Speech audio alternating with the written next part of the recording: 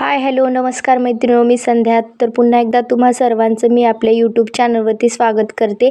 मैत्रिणींनो, आज मी तुम्हाला ह्या ब्लाऊजमध्ये पूर्ण 40 साईजच्या ब्लाऊजची कटिंग आणि स्टिचिंग एकाच व्हिडिओमध्ये शेअर केलेली आहे.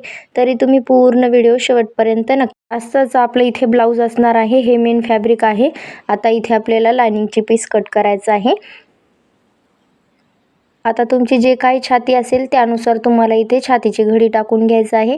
माझा छातीचा चौथा भाग 10.5 इंच आहे. मी 1.5 इंच किंवा 2 इंच एक्स्ट्रा शिलाईमध्ये ठेवायचं आहे, जे की आपल्याला पूर्ण मार्जिनमध्ये हवा असणार आहे.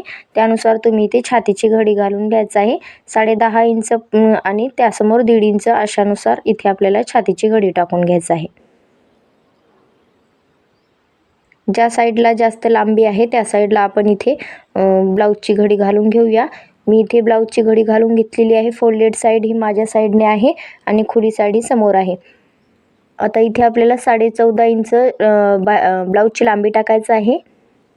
13.5 इंच तयार होणार आहे. तिथून एक सरळ लाईन ओढून घेऊया.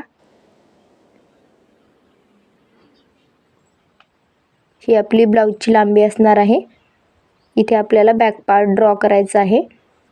अगोदर आपण नेहमी बॅक पार्टच ड्रॉ करतो. त्यानंतर इथे आपल्याला शोल्डरची मार्किंग करायचं आहे.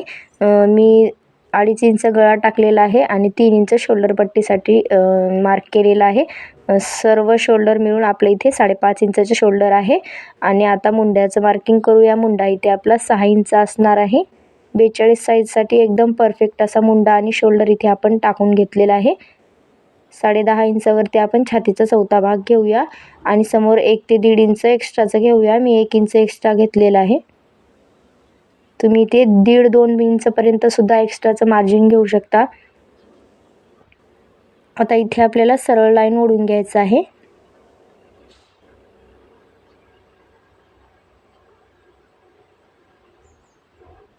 आता आपल्याला कोण्यावरून मुंड्याला आकार द्यायचा आहे. बॅक पार्टच्या मुंड्यासाठी आपण इथे 1.5 इंचावरती एक आकार देऊन घेऊया.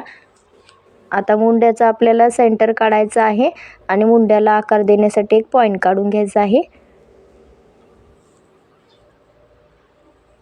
आता हे पॉईंट जुळून इथे आपल्याला मुंड्याला शेप देऊन घ्यायचा आहे.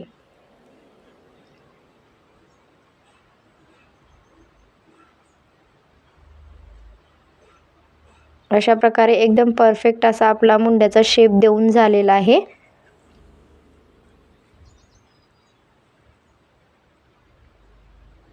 इथे मी 1.5 इंचावरती बॅक पार्टचा मुंडा टाकलेला आहे. मुंडा खोली बॅक पार्टची 1.5 इंचावरती आहे. आता आपण इथे गळ्याची मार्किंग करून घेऊया. गळा इथे तयार 9 इंचचा 9.5 इंचचा गळा लांबी टाकून घेतलेली आहे. तयार 9 इंच होणार आहे. तुमची जे काही ब्लाऊजची लांबी असेल त्यामध्ये 1/2 इंच एक्स्ट्राचे टाकायचं आहे. जे 1/2 इंच आपल्याला इथे शोल्डरमध्ये दाबल्यानंतर स्टिच केल्यानंतर जाणार आहे. त्यामुळे अर्धा इंच एक्स्ट्रा लांबी वाढवून घ्यायचं आहे. आता खाली इथे आपल्याला कमरेचा चौथा भाग टाकायचा आहे. 10 इंच समोर 1 इंच टक्ससाठी टाकायचं आहे आणि 1.5 इंच शिलाईसाठी एक्स्ट्रा घ्यायचं आहे.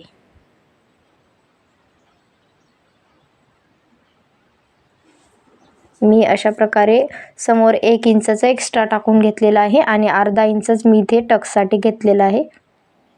मी इथे 1/2 इंच टक्समध्ये घेणार आहे, त्यामुळे मी कमी इथे टक्समध्ये घेण्यासाठी कापड टाकलेलं आहे. तुम्ही इथे 1 इंच टक्स मारत असाल 1 इंचचा तर तुम्ही 1 इंच टाकून घ्या. आता आपल्याला गळ्याच्या साईडने थोडंसं 1/2 इंच डाऊन करून घ्यायचं आहे, जेणेकरून आपले शोल्डर बिलकुलच उतरणार नाहीत. एकदम प्रॉपर असा आपला गळा बसणार आहे, त्यामुळे आपले शोल्डर बिलकुलच उतरणार नाहीत. तुम्ही सुद्धा तुमचे शोल्डर उतरत असतील तर ह्या प्रकारे थोडंसं 1/2 इंच किंवा अर्धा इंच गळ्याच्या साईडने उतार देऊन घ्या आणि तो कट करून घ्यायचा आहे, जेणेकरून तुमचा सुद्धा शोल्डर उतरणार नाही. आता बॅक पार्टची पूर्ण आपली इथे कटिंग करून झालेली आहे. जे आपण शोल्डर गळ्याच्या साईडने डाऊन केले होते ना ते कट करून घेऊया.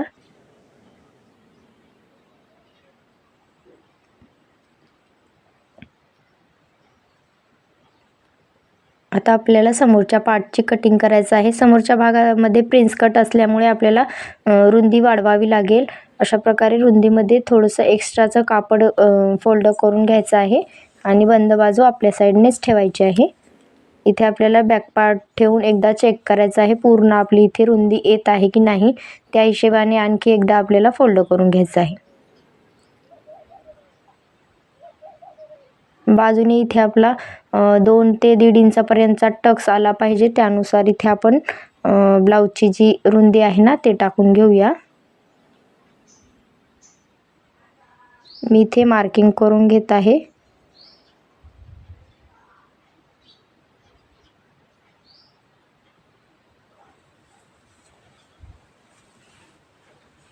थोडंसं आपल्याला इथे टक्ससाठी वाढवावं लागेल. त्यासाठी मी रिपीट आणखी एकदा बॅक पार्ट ठेवून जशास तशी मार्किंग करून घेत आहे. कारण का इथे आपल्याला खालच्या साईडने प्रिन्स कट असल्यामुळे टक्स द्यावा लागेल. त्यामुळे खालच्या साईडला एक्स्ट्राचं कापड हवं असणार आहे. आता बॅक पार्टची जशास तशी मार्किंग करून झालेली आहे. आता खालच्या साईडने आपल्याला अर्धा इंचचं वाढवून घ्यायचं आहे. समोरच्या पार्टमध्ये आपण इथे अर्धा इंच वाढवून घेऊया.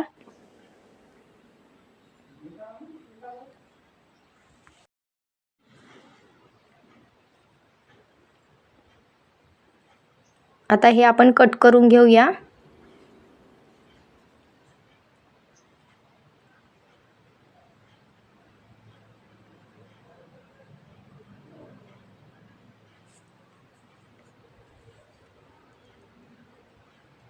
आता इथे आपल्याला समोरचा मुंडा जो आहे ना तो ड्रॉ करायचा आहे. त्यासाठी आपण जी मुंड्याची लाईन होती ती जशास तशी टाकून घेऊया पहिल्याच्या सारखी.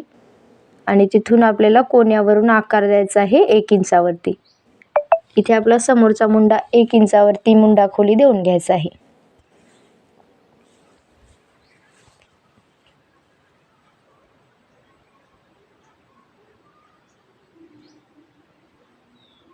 आता आपण गळ्याची मार्किंग करून घेऊया. 2.5 इंचावरती गळा टाकून घेतलेला आहे. गळा लांबी 7 इंच आहे. 6.5 इंच तयार होणार आहे. आता आपल्याला गोल असा गळा इथे समोर ड्रॉ करून घ्यायचा आहे. आता खालच्या साईडला इथे आपण टक्स टाकणार आहोत. त्याआधी आपण शोल्डर टू अपेक्स टक्स टाकून घेऊयात 11 इंचवरती. त्यानंतर रुंदीमधला टक्स टाकून घेऊयात 5 इंच वरती. 5 इंच टाकून घ्यायचं आहे रुंदीमध्ये. आणि खालच्या साईडला 4.5 इंच अशा प्रकारे एक स्ट्रेट लाईन ओढून घ्यायचं आहे. इथून आपल्याला स्ट्रेट लाईन 5 इंच आणि 4.5 इंचचा टक्स स्ट्रेट ओढून घ्यायचा आहे. त्यानंतर समोर 1.5 इंच टक्स टाकायचा आहे. तिथून 2 इंच सरळ लाईन ओढायची आहे. मग आपल्याला प्रिन्स कटच्या कटोरीला अशा प्रकारे एक शेप देऊन घ्यायचा आहे. इथे प्रिन्स कटच्या ब्लाऊजचे बरेचसे व्हिडिओ मी आपल्या चॅनलवरती अपलोड केलेले आहेत. तुम्हाला जर पूर्ण आणखी यापेक्षा डिटेलमध्ये बघायचं असेल तर तुम्ही तो व्हिडिओसुद्धा नक्की बघायचा आहे. आपल्या चॅनलवरती बरेचसे व्हिडिओ आहेत. इथे आपले जे खालच्या साईडने एक्स्ट्राचं वाढवलं होतं ते दोन्हीकडूनही आपण कमी करून घेऊयात. हे फक्त आपल्याला टक्समध्येच हवं आहे.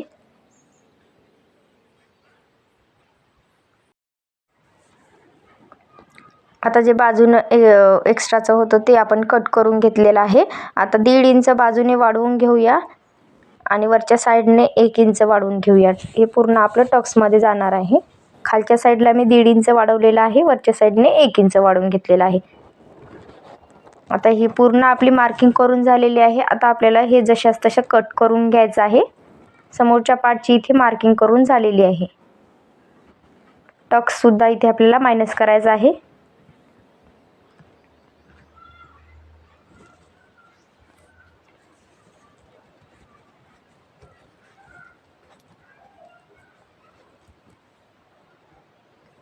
इथे आपल्याला वरचा मुंडा कट करायचा नाही. खालचा जो मुंड्याचा आकार दिलेला आहे तो आपल्याला कट करायचा आहे. आपली इथे पुढच्या पार्टची कटिंग करून झालेली आहे. आता हे सेंटरमधून जे जॉईंट आहे ना ते आपण कट करून घेऊया. समोरच्या साईडला इथे आपले हुक्स आहेत. त्यामुळे आपण समोरच्या साईडला अशा प्रकारे कट करून घेतलेलं आहे. थोडंसं एक्स्ट्राचं वगैरे बाजूने कोणा वगैरे निघत असेल कटोरीच्या साईडने तर ते आपल्याला कट करून घ्यायचं आहे.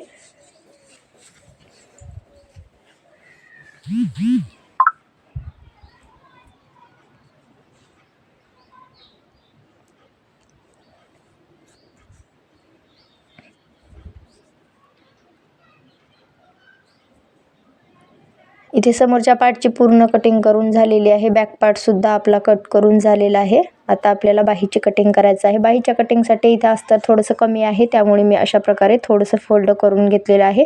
इथे आपल्याला जॉईंट द्यावा लागेल. 4 फोल्ड आपल्याला अशा प्रकारे बाही इथे जॉईंट करायची आहे, घडी घालायची आहे. त्यानंतर बाहीची लांबी टाकायचं आहे आणि जे काही तुमची बाही रुंदी असेल ते तुम्हाला टाकून घ्यायचं आहे. अस्तर अशा प्रकारे मी इथे फोल्ड केलेलं आहे आणि जे काही माझी मुंड्याची गोलाई आहे त्यानुसार मी इथे घडी टाकून घेत आहे. 10 इंचची पूर्ण घडी आहे. इथे आपल्याला 9.5 इंचावरती एक पॉईंट काढायचा आहे आणि त्यासमोर 1.5 इंच अशा प्रकारे सरळ लाईन ओढून घ्यायचं आहे. 9.5 इंच इथे आपला मुंडा राऊंड आहे. मी स्ट्रेट लाईन ओढून घेतलेली आहे आणि समोर जे आहे ना 1.5 इंच एक्स्ट्राचं वाढवून घेतलेली आहे. आता खालच्या साईडने आपल्याला इथे 6.5 इंच दंड घेर टाकायचा आहे आणि त्यासमोर 1.5 इंच अशा प्रकारे 2 मार्किंग करायचे आहे. इथे आपली 7 इंचची बाही आहे. बाही लांबी 7 इंच आहे, तयार 6.5 इंच होणार आहे. इथे मी अशा प्रकारे बाहीला शेप देऊन घेतलेला आहे आणि जे मार्जिन आहे ना ते जोडून घेतलेलं आहे. समोर पुढच्या मुंड्याचा आकार देण्यासाठी सुद्धा मी इथे वरच्या साईडने आकार देऊन घेतलेला आहे. इथे बाहीला पुढचा आकार सुद्धा आपल्याला कट करायचा आहे, तो आपण स्टिच करते वेळेसच कट करून घेऊया. आता इथे आपल्याला जशास तशी बाही कट करायचं आहे. सेंटरवरती एक कट देऊन घेऊया, जेणेकरून आपल्याला बाही इथे जॉईंट लावते वेळेस आपल्या लक्षात येईल की इथून आपल्याला जॉईंट द्यायचा आहे. आता हे पूर्ण पार्ट्स आपल्याला मेन फॅब्रिकवरती कट करून घ्यायचे आहेत. हे कटिंग केलेले जे सर्व पार्ट आहेत ना ते आपण मेन फॅब्रिकवरती ठेवून पूर्ण कटिंग करून घेऊयात. आता आपल्याला बॅक पार्ट इथे जे आहे ना ते फोल्ड बाजू वरतीच ठेवायचं आहे आणि कट करून घ्यायचं आहे. इथे आपल्याला साधारण 1/2 इंचाचा एक्स्ट्रा ठेवूनच बाजूने कट करायचं आहे, जेणेकरून आपण जेव्हा ब्लाऊज स्टिच करूत ना त्यावेळेस कोणत्याही साईडला आपल्याला इथे मेन फॅब्रिक कमी पडणार नाही. त्यामुळे तुम्ही सुद्धा नवीन शिकत असाल तर तुम्ही एक्स्ट्राचं कट करूनच घ्यायचं आहे मेन फॅब्रिक, जेणेकरून तुम्हाला स्टिच करते वेळेस ते कमी पडणार नाही. आता जो कटोरीचा भाग आहे ना तो सुद्धा आपण ॲडजस्ट करून इथं कोणत्या जागी ॲडजस्ट होईल त्यानुसार आपण इथे कट करून घेऊयात. ह्या पार्टला सुद्धा आपल्याला 1/2 इंचाचा एक्स्ट्रा ठेवूनच कट करायचा आहे.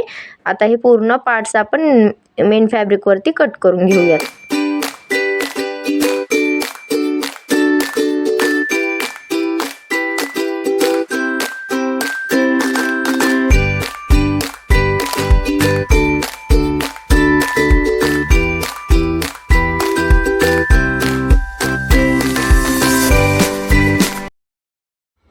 आता पूर्ण भाग इथे आपले कट करून झालेले आहेत, ते आपण आता स्टिचिंगला घेऊयात.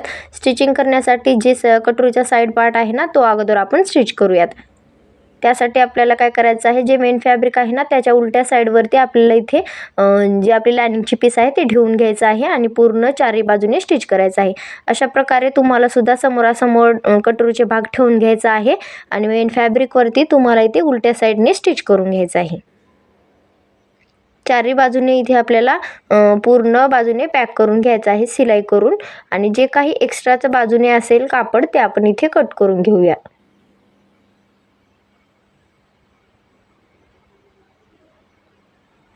इथे बघू शकता चारही बाजूने आपली स्टिचिंग करून झालेली आहे. जे एक्स्ट्राचा पार्ट आहे मी ते कट करून घेते.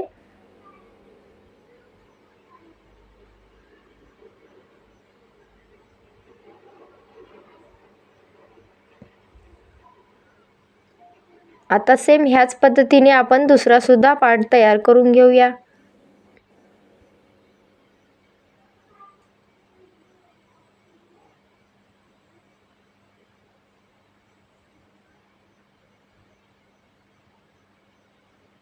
इथे सुद्धा जे काही एक्स्ट्राचा भाग झालेला आहे तो आपण कट करून घेऊया.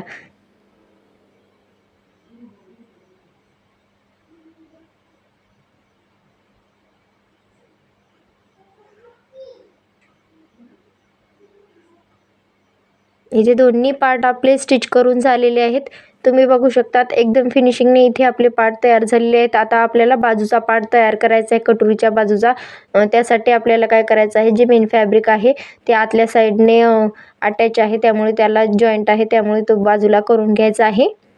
सेंटरमधून कट द्यायचा आहे आणि बाजूला करायचा आहे. आता हे सुद्धा पार्ट आपल्याला उलट्या पार्टवरती ठेवायचं आहे. जर तुम्हाला गळ्याला पायपिंग करायची नसेल तर तुम्ही सरळ पार्टवरती ठेवलं तरी चालेल. मी इथे उलट्या पार्टवरती ठेवून घेतलेलं आहे आणि इथे आपलं पूर्ण चारही बाजूने सेम त्याच पद्धतीने समोरासमोर ठेवायचं आहे. मगच इथे आपल्याला स्टिचिंग करून घ्यायचं आहे. आपल्याला हे पार्ट उलट्या बाजूवरतीच ठेवायचं आहे. अशा पद्धतीने सरळ समोरासमोर ठेवायचं आहे आणि पूर्ण चारही बाजूने हे आपल्याला स्टिच करून घ्यायचं आहे.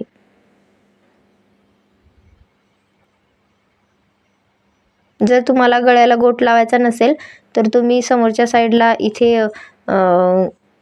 जो राईट पार्ट आहे ना त्यावरती ठेवून पूर्ण स्टिच केला तरी चालेल. मी इथे गळ्याला पायपिंग लावणार आहे, त्यामुळे मी चारही बाजूला इथे उलट्या फॅब्रिकवरतीच हे पार्ट स्टिच करून घेणार आहे.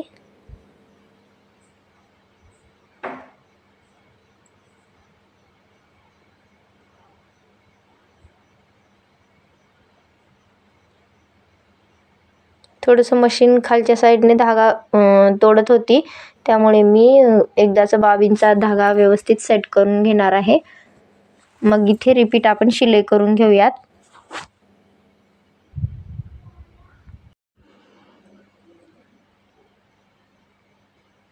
आता मी गळ्याला शिलाई करून घेतलेली आहे आणि बाजूने पूर्ण आपल्याला इथे शिलाई करायचं आहे आणि मेन फॅब्रिकवरती लायनिंगची जी पीस आहे ना ते आपल्याला सेट करून घ्यायचं आहे.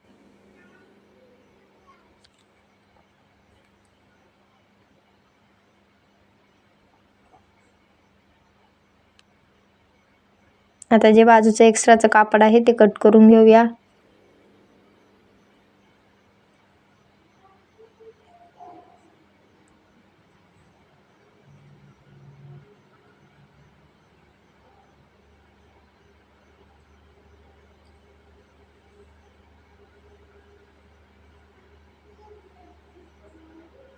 आता सेम ह्याच पद्धतीने मी दुसरा सुद्धा पार्ट तयार करून घेतलेला आहे. आता आपल्याला काय करायचं आहे, जी कटोरी आहे ना ती ह्या फॅब्रिकवरती अटॅच करून घ्यायचं आहे. आता अशा पद्धतीने मेन फॅब्रिक जे आहे ना ते सरळ ठेवायचं आहे आणि पूर्ण कटोरी आपल्याला इथे स्टिच करून घ्यायचं आहे. आता आपल्याला कटोरी खालच्या साईडने स्टिच करायचं आहे किंवा तुम्ही वरच्या साईडने सुद्धा स्टिच करू शकता. मी इथे वरच्या साईडने स्टिच करून घेतलेली आहे. तुम्हाला जशा पद्धतीने सोपं वाटेल तुम्ही त्या पद्धतीने इथे कटोरी खालच्या किंवा वरच्या साईडने कोणत्याही साईडने अटॅच करून घेऊ शकता.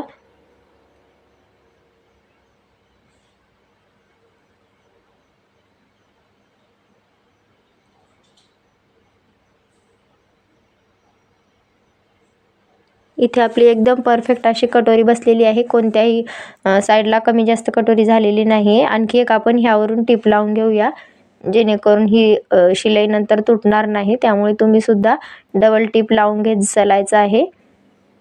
तुम्ही बघू शकता इथे आपली कटोरीचा एक पार्ट तयार करून झालेला आहे.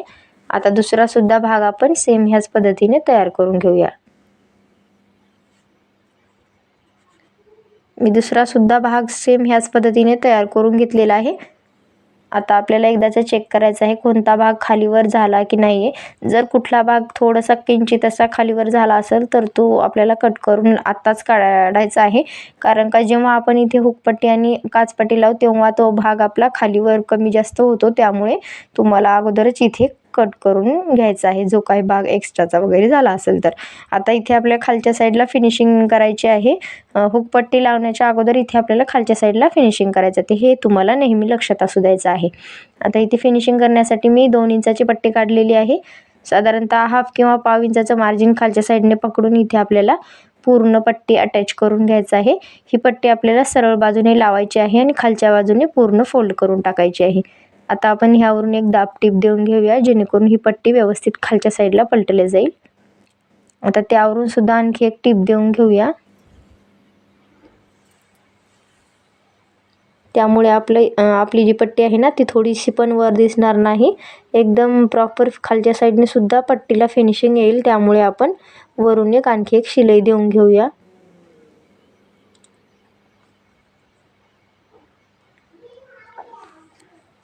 आता आपल्याला खालच्या साईडने पट्टीला फोल्ड करायचं आहे, मग वरून शिलाई करायची आहे.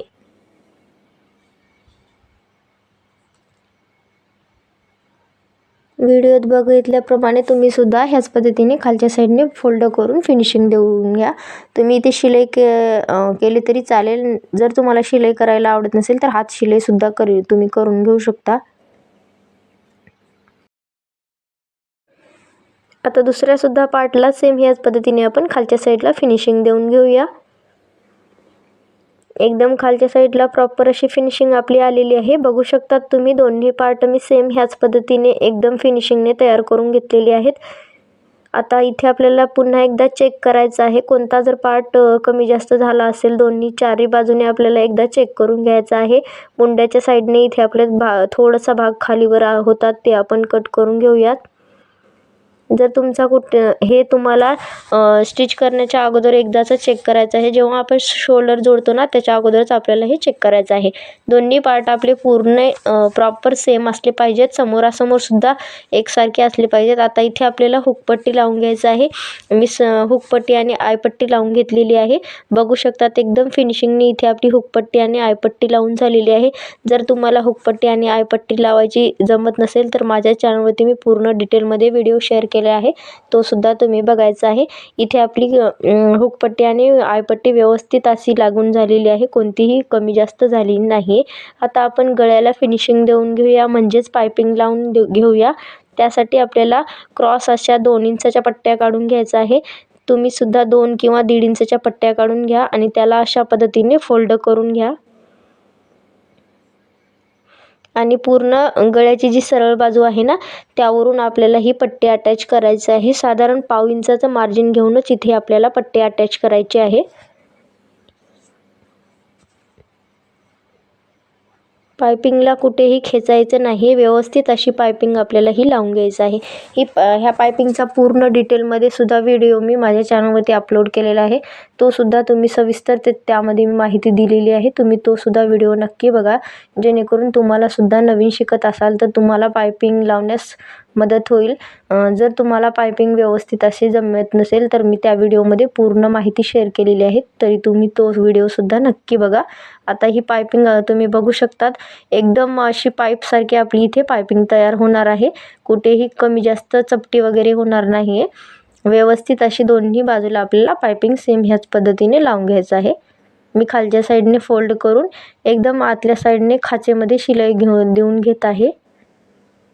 आता ही पायपिंग आपली आतल्या साईडने सुद्धा एकदम फिनिशिंगने तयार होणार आहे. आतल्या साईडला बी कुठे धागे वगैरे निघणार नाहीत पायपिंगचे. आपल्या एकदम फिनिशिंगने इथे आपला पूर्ण ब्लाऊज तयार होणार आहे.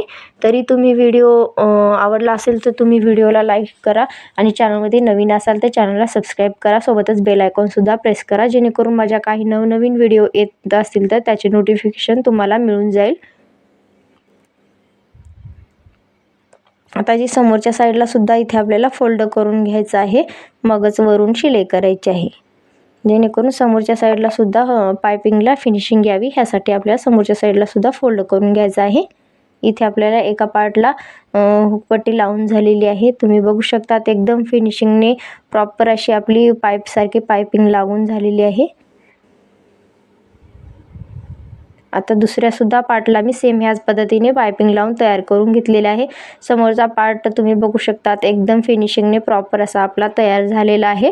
व्हिडिओ कसा वाटला आहे तो तुम्हाला सांगायचा आहे आणि व्हिडिओमध्ये काही अडचणी असतील तर ते सुद्धा कमेंटमध्ये नक्की विचारायचं आहे. व्हिडिओ शेवटपर्यंत बघितल्याबद्दल धन्यवाद. चला तर मग पुन्हा भेटूयात अशाच एका छानशा व्हिडिओमध्ये. तोपर्यंत बाय बाय.